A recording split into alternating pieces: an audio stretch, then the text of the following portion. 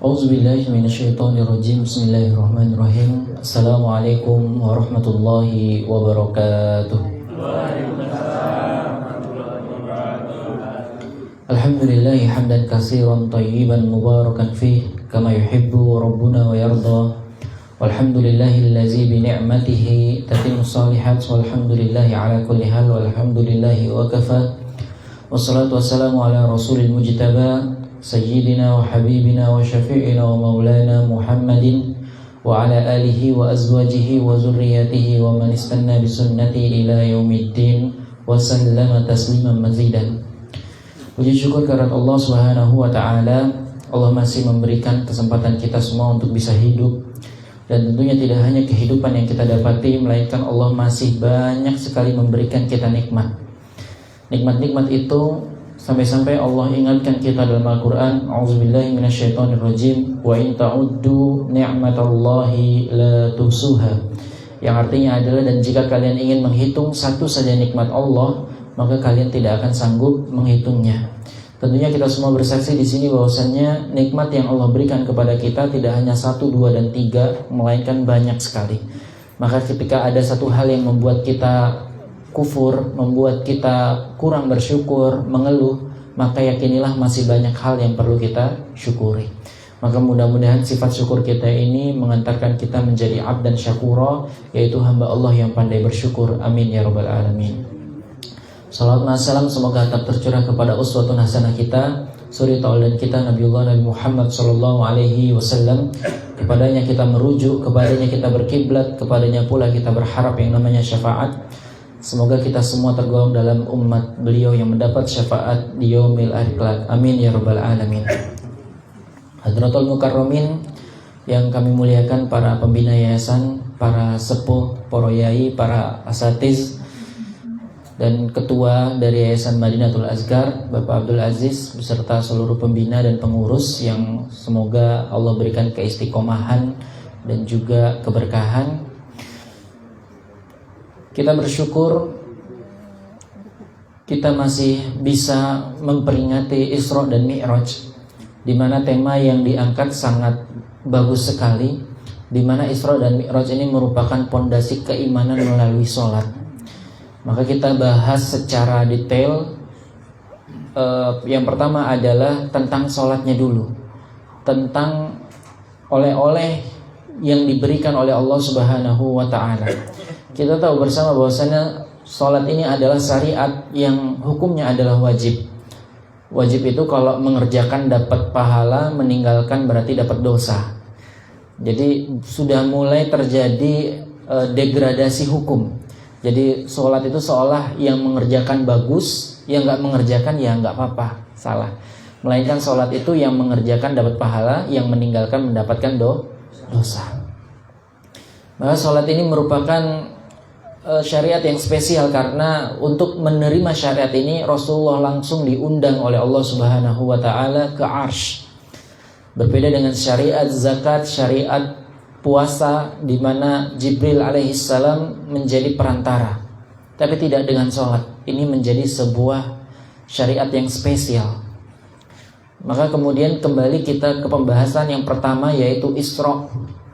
Kalau kita membahas tentang Isra dan Mi'raj, maka kita akan merujuk di dalam surat Al-Isra di ayat 1. A'udzubillahi minasyaitonirrajim. Bismillahirrahmanirrahim. Subhanalladzi asra bi'abdihi lailan minal masjidil harami ilal masjidil aqsal ladzi barakna haulahu linuriyahu min ayatina innahu huwas sami'un basir. Maha suci Dia yang menjalankan. Jadi yang perlu kita ketahui bersama bahwasannya Isra dan Mi'raj ini yang perlu kita ingat adalah bukan kehendak dari Rasul, melainkan ini kemahabesaran Allah Subhanahu wa ta'ala.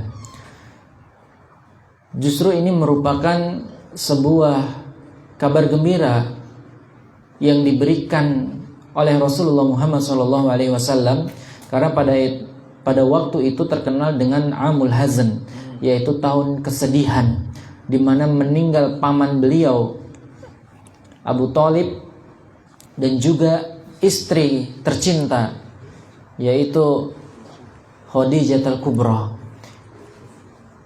Lalu Allah memberikan hiburan berupa Isra dan Mi'raj ini. Maka yang pertama itu yang kita ketahui dulu, kenapa Isra dan Mi'raj merupakan menjadi sebuah pondasi keimanan. Karena kita tahu bersama perjalanan ini adalah perjalanan yang susah ditangkap oleh akal manusia. Maka kalimat pembuka pada ayat itu adalah Subhanalladzi. Allah menyucikan dirinya dari manusia yang memiliki keterbatasan. Di antara keterbatasan manusia itu adalah keterbatasan akal. Dahulu saja kita ketika kecil akal kita terbatas. Maka sampai sekarang pun kita meyakini bahwasannya hal-hal yang gaib itu meskipun tidak dapat kita rasionalkan, namun itu sejatinya kita imani bersama. Maka kalau sekarang saja yang kita merasionalkan ngelihat pesawat, dari minal masjidil harami ilal masjidil aqsa, dari Masjidil Haram menuju Masjidil Aqsa yang terletak di Palestina, Yerusalem, itu kalau ditempuh perjalanan kurang lebih 20-24 jam. Kalau sekarang saja kita mengatakan mustahil Rasulullah Muhammad SAW melakukan perjalanan dalam satu malam dari Masjidil Haram menuju Masjidil Aqsa, lebih-lebih adalah bagaimana kemustahilan yang ditangkap oleh orang-orang zaman dahulu yang tidak ada pesawat. Yang tunggangan paling cepat itu adalah tunggangannya Rasulullah Muhammad SAW, yaitu kuda. Kalau sekarang pesawat aja kita mengatakan mustahil, apalagi zaman dahulu. Di mana betapa ujian keimanan para sahabat, di antara mereka ada yang mulai mungkin berkurang keimanannya, tapi sebagian ada yang tetap kuat. Di antaranya adalah Sayyidina Abu Bakar radhiyallahu anhu. Karena Sayyidina Abu Bakar mengatakan kalau seandainya ada dinding berwarna putih sudah kemudian terbangun, kemudian Rasul mengatakan merah, maka Sayyidina Abu Bakar akan mengatakan, maaf Rasul, mata saya yang salah, dinding itu warnanya merah. Itulah keimanan para sahabat. Lalu musuh Rasulullah SAW, musuh Islam ini kemudian menjadi senang. Kenapa? Karena ini merupakan momentum untuk menggoyahkan keimanan para sahabat ketika itu.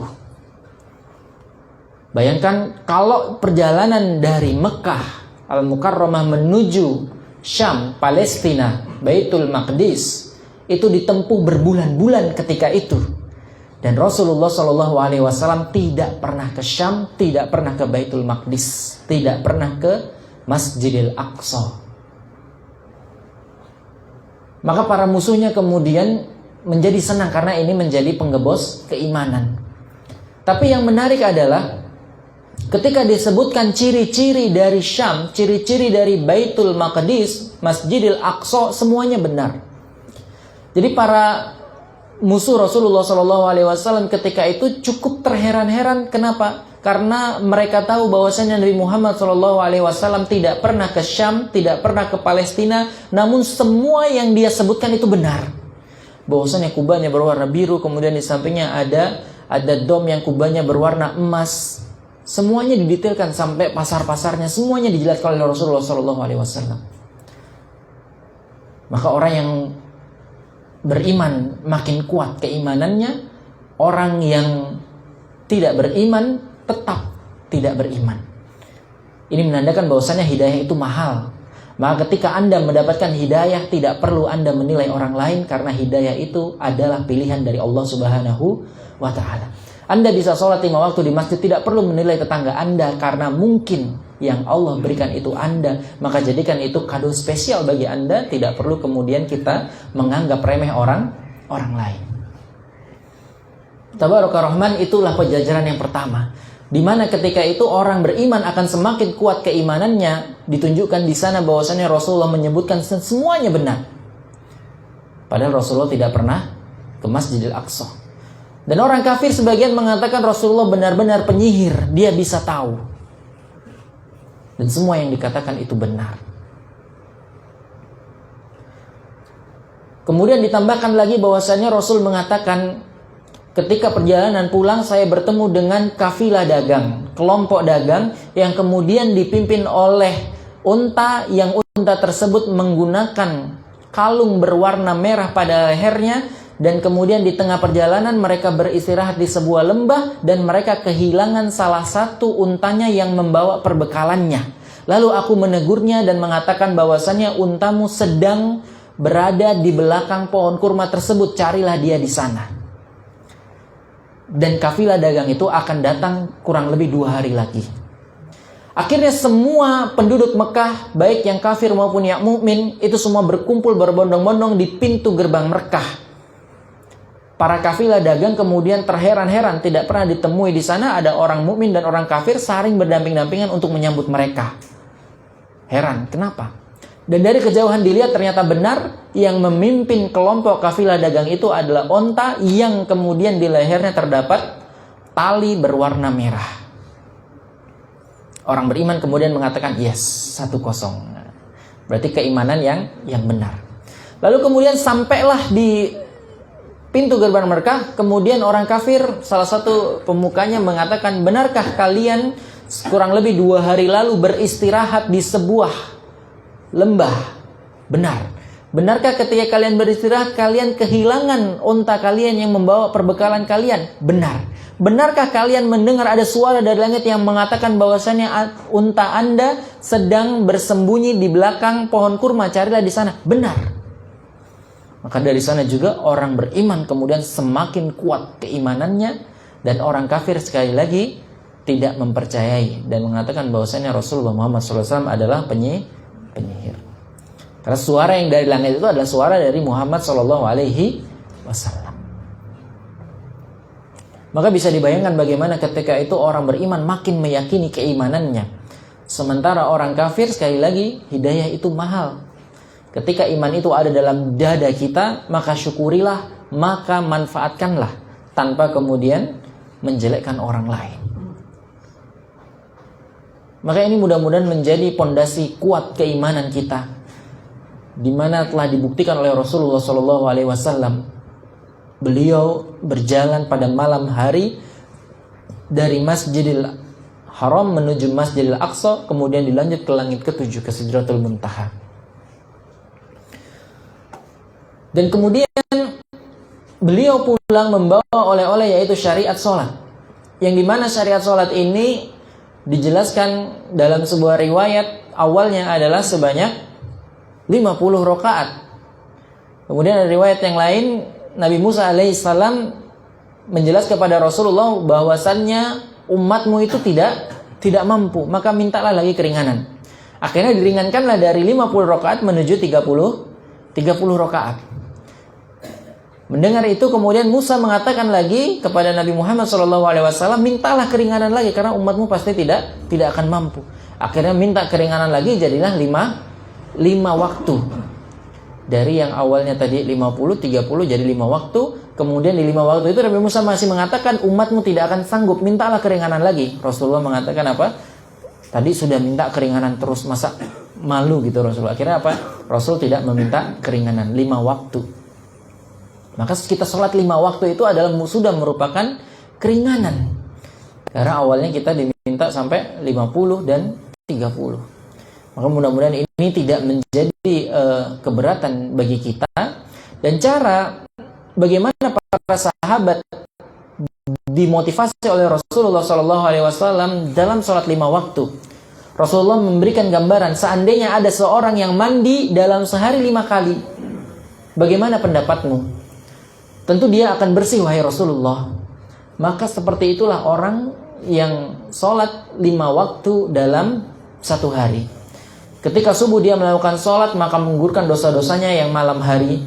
Kemudian ketika zuhur dia melakukan sholat, maka itu akan menggugurkan dosa-dosanya dari subuh sampai kemudian zuhur. Ketika asar dia melakukan sholat, itu akan menggugurkan dosa-dosanya dari zuhur sampai asar. Kemudian dilanjut maghrib sampai dengan isya. Maka fungsi sholat yang pertama adalah menggugurkan dosa-dosa kita. Maka fungsi yang kedua dari sholat adalah bagaimana Allah menjelaskan, ya ayyuhallazina amanu sta'inu bis-sabri was-shalah. Wahai orang-orang yang beriman, memohonlah kalian, mintalah kalian kepada Allah. Jadi sholat ini merupakan sarana kita untuk memohon kepada Allah. Bis-sabri was-shalah, dengan sabar dan sholat. Maka sholat dalam bahasa itu definisinya juga merupakan doa. Maka ketika kita mengucapkan Al-Fatihah di dalam sholat kita itu dalam hadis yang sahih, hadis riwayat Muslim, dijelaskan bahwasannya Allah menjawab Al-Fatihah kita. Ketika kita mengucapkan Bismillahirrahmanirrahim, Alhamdulillahirabbil alamin, Ar-Rahmanirrahim, Maliki yaumiddin, Allah menjawab, Hamidani abdi, wahai malaikat, lihat hambaku sedang memujiku. Kemudian kita mengucapkan Iyyaka na'budu wa iyyaka nasta'in, Allah menjawab, Haza baini wa baini abdi, ini antaraku dan antara hambaku, masalah apa yang mereka minta. Ihdinas siratal mustaqim, tunjukilah kami jalan yang lurus, siratal lazina an'amta alaihim, yaitu jalannya orang-orang yang telah engkau beri nikmat, minan nabiyyin wasiddiqin wasyuhada'i wassalihin, yaitu jalannya para nabi, para orang-orang yang jujur, orang yang syuhada, mati syahid, dan juga orang-orang yang soleh. Ghairil maghdubi alaihim, bukan jalannya orang-orang yang engkau murkai, waladdallin, dan juga jalannya orang yang sesat. Orang yang engkau murkai adalah Yahudi, waladdallin, orang-orang yang sesat adalah Nasrani. Maka kita berlindung dari dua itu dan memohon dari 4 golongan tadi. Maka sholat kita itu jangan hanya dikatakan sebatas seremonial, melainkan dari Fatihahnya saja itu merupakan sudah dijawab oleh Allah Subhanahu wa taala. Maka yakinilah. Maka dalam hadis tentang ihsan itu indah sekali, Pak. Ihsan itu kan anta'budallaha ka'annaka tarahu fa illam takun tarahu innallaha yarak. Hendaklah kamu menyembah Allah seolah-olah engkau sedang melihat Allah. Allahu akbar, seolah kita sedang berhadapan dengan Allah. Kita sujud seolah kita sedang sujud di hadapannya Allah. Kita ruku seolah kita ruku di hadapannya Allah. Dan itu adalah tempat terdekat seorang hamba dengan Sang Khalik, seorang pencipta dengan ciptaannya. Maka kita juga disyariatkan untuk membaca doa di luar dari yang ada di dalam Al-Quran. Entah dari wirid kita, entah dari kemudian bacaan zikir pagi, zikir petang kita baca di sana. Yaitu ketika sujud dan ruku. Maka juga di dalam hadis dijelaskan, janganlah sholatmu seperti ayam yang sedang mematuk makanan. Tidak boleh terlalu cepat, melainkan rukunya manfaatkan waktu ruku itu untuk berdoa dalam hati. Kemudian ketika sujud juga manfaatkan berdoa di dalam hati. Fa illam takun tarah, kalau kamu nggak bisa membuat perumpamaan seolah-olah sedang melihat Allah, innallaha yarak, sesungguhnya Allah sedang melihat kamu. Allah sedang melihat kita ruku, Allah sedang melihat kita sujud. Maka kalau kita sedang dilihat Allah, maka jadikanlah sholat kita ini sholat yang benar-benar, yang berkualitas. Tidak hanya yang difikirkan ketika takbir rakaat keempatnya atau selesainya kapan, tapi kita nikmati ruku kita nikmati sujud kita, munajatnya di rakaat 1 minta apa, rakaat 2 minta apa, rakaat ketiga minta apa, rakaat keempat minta apa. Sehingga insya Allah sholat kita ini menjadi sholat yang betul-betul ketagihan, betul-betul kita merasakan betul nikmatnya sujud kita, bermunajat, semuanya kita tumpahkan di hadapan Allah Subhanahu wa ta'ala. Maka ketika sholat ini bukan hanya seremonial, ketika sholat ini bukan hanya menggugurkan kewajiban, maka kita jadikan sholat ini sebagai cara kita untuk berkomunikasi kepada Allah Subhanahu wa ta'ala. Dulu ngetren, Pak, ya, panggilan nelpon Allah gimana caranya? Oh iya, teleponnya 24-4-3-4. Yaitu subuh, zuhur, asar, maghrib dan isya. 2 rakaat, 4 rakaat, 4 rakaat, 3 dan 4 rakaat. Maka di sanalah kemudian kita bisa berkomunikasi dengan Allah Subhanahu wa taala, dibuktikan dengan Fatihah saja didengar, apalagi kemudian ruku dan sujud kita. Kita tahu bersama jamaah sekalian bahwasannya salat itu innas salata tanha 'anil fahsya'i wal munkar.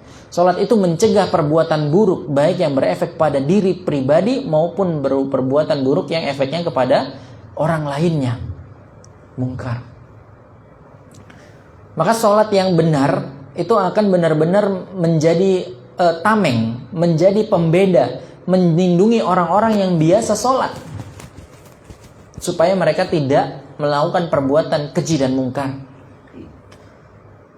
Lalu kenapa kemudian dikatakan sholat itu menjaga kedisiplinan dalam beribadah? Karena inna sholata kana alal mu'minina kitaban mauqutan. Bahwasanya salat itu kepada orang yang beriman adalah bentuk ibadah yang terikat waktunya. Salat subuh kita tahu bersama ada jadwalnya. Salat zuhur juga ada jadwalnya. Tapi bagi orang yang beriman itu terikat. Maka orang yang beriman itu bukan kemudian kapan terakhirnya, tapi kapan dia mulai. Bukan kemudian masih bisa, tapi kemudian ini sudah masuk waktunya. Itu bagi orang yang beriman. Karena tugas kita ini adalah di dunia ini adalah menunggu panggilan. Yang pertama panggilan Allah 5 waktu dalam sehari. Yang kedua panggilan kembali kepada Allah. Udah itu.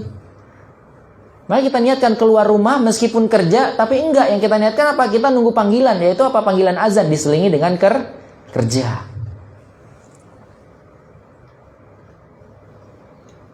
Maka insya Allah sekali lagi ketika sholat ini bukan hanya seremonial, melainkan di sana ada munajat kita, bahkan membuat kita ketagihan untuk selalu bermunajat dalam ruku kita, sujud kita. Maka insya Allah akan benar-benar menjadi benteng kita, mencegah kita dari perbuatan tanha anil fahsya wal munkar.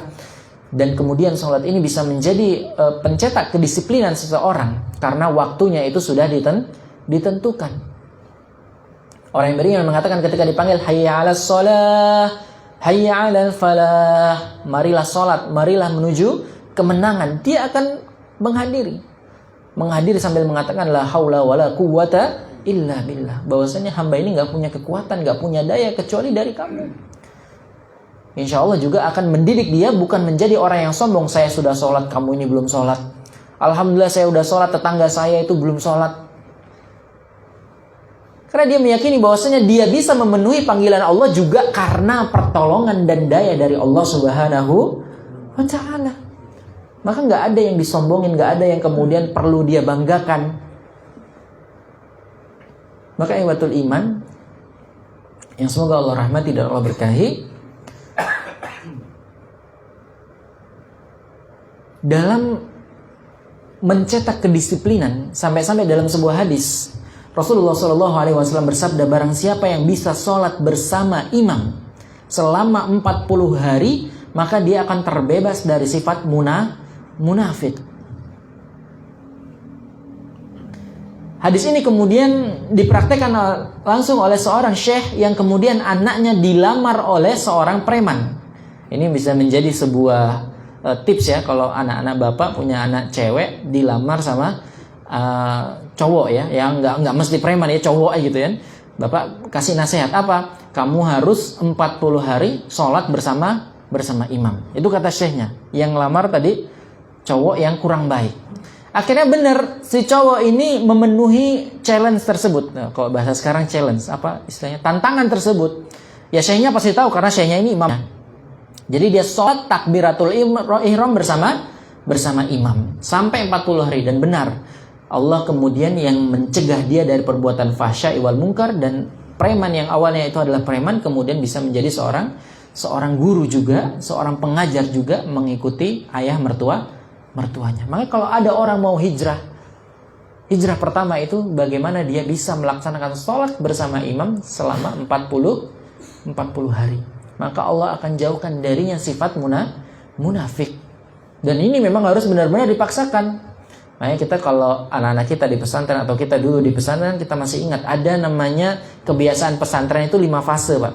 Yang pertama dipaksa, biasa dipaksa, biasa, bisa, baru luar biasa. Kalau kita nggak memaksakan diri kita untuk bangun tahajud, nggak akan bisa kita sholat tahajud. Kalau kita nggak membiasakan diri kita untuk puasa Senin Kamis, nggak memaksakan, kita nggak akan bisa. Nggak memaksakan untuk bisa sedekah. La Ustaz, la ikraha fid din, tidak ada paksaan dalam beragama. Iya, bagi orang lain. Bagi kita itu harus riba, harus mujahadah, harus benar-benar jihadun nafs, harus benar-benar bersungguh-sungguh pada diri. Harus benar-benar kita paksakan. Kalau untuk orang lain tidak boleh dipaksa. Kalau istri, anak juga, tugas kita hanya mengajak. Lepas anak mau melaksanakan, mau tidak, ya perintahnya diajak di umur 7 tahun, baru dipukul di usia 10 tahun. Tapi intinya adalah bagaimana kita Yang pertama adalah ku anfusakum wa ahlikum nar. Diri kita dulu, baru keluarga. Biasanya kalau orang tuanya baik, ayahnya baik, istrinya juga akan baik. Maka kita itu kalau mau istri kita baik, lakukan kebaikan diri kita dahulu. Para syekh dulu, para masyayikh, para wali itu sangat mengetahui ketika ada masalah pada istrinya, berarti dia sedang melakukan perbuatan salah ketika itu. Ketika dia salah, pasti itu akan berdampak kepada istri dan anak-anaknya. Maka bukan urusan kita ketika kita melakukan kebaikan, nanti istri kita nggak melakukan kebaikan yang serupa. Enggak, itu bukan urusan kita. Karena kita melakukan kebaikan, kita memberikan yang terbaik buat istri, buat anak kita, itu adalah kita melakukan kebaikan kepada Allah. Bapak memberikan bulanan sudah baik, tidak dibalas, ya sudah. Bukan urusan kita. Maka sholat itu benar-benar insya Allah menjadikan kita sebagai imam, sebagai pemimpin yang memiliki kedisiplinan, yang memiliki kualitas ibadah yang baik. Dan sekali lagi, sholat ini merupakan ibadah yang sering, seremonial. Tapi kita perlu tahu bahwasanya sholat itu adalah kewajiban. Yang kalau dikerjakan mendapatkan pahala, kalau ditinggalkan mendapatkan dosa. Maka mudah-mudahan meskipun sholat ini paling sering, tapi kita tidak lagi terjebak dalam seremonial, tapi benar-benar kita menikmati, meyakini setiap kita sholat Allah ampuni dosa kita. Sholat ini adalah media kita untuk memohon kepada Allah. Bagaimana cara Allah menjawabnya? Terserah Allah. Allah kan jawab itu 5 ya. Dalam 3 hadis saya rangkum ada 5. Yang pertama, ada yang orang minta A langsung dikasih dia A. Ada yang minta A disuruh nunggu dulu sampai waktu yang tempat dia mendapatkan A. Ada yang minta A dikasih, nggak dikasih A tapi dikasih C. Ada yang minta kemudian tidak dikabulkan di dunia, namun dijadikan pemberat di akhirat. Dalam sebuah riwayat dijelaskan, ya Allah, dari mana saya dapat amal soleh sebanyak ini? Perasaan di dunia nggak gede-gede amat. Itu adalah doa-doamu yang belum dikabulkan. Dan yang terakhir adalah ada yang minta, namun Allah jadikan itu sebagai penghalang dari bala atau dari musibah. Maka jamaah sekalian, sekali lagi, nikmati sholat kita, jangan terjebak dalam seremonial, dan jadikan sholat kita ini adalah media penggugur dosa kita, pemulus munajat kita, insya Allah menjauhkan kita dari fahsya'i wal munkar, dengannya kita mendapatkan jalan kebaikan di dunia dan di akhirat. Demikian dari saya. Jika ada benar yang datang dari Allah Subhanahu wa taala, jika ada salahnya saya mohon maaf. Saya kembalikan ke pembawa acara. Hadanallahu wa iyyakum ajma'in. Wassalamualaikum warahmatullahi wabarakatuh.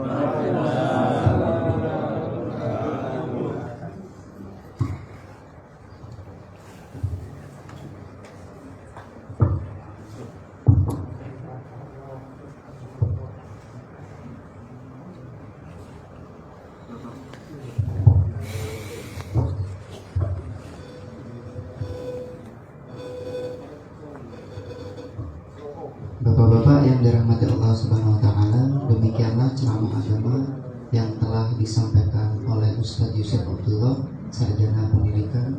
Semoga apa yang beliau sampaikan bisa diamalkan dan bermanfaat bagi kita semua. Amin ya rabbal alamin. Bapak-bapak yang dirahmati Allah Subhanahu wa taala, memasuki acara selanjutnya yakni sesi tanya jawab. Mungkin dari apa yang disampaikan oleh beliau tadi ada yang perlu dipertanyakan. Jikalau ada, kami persilakan. Bagi bapak-bapak yang ingin bertanya, waktu dan tempat kami persilakan.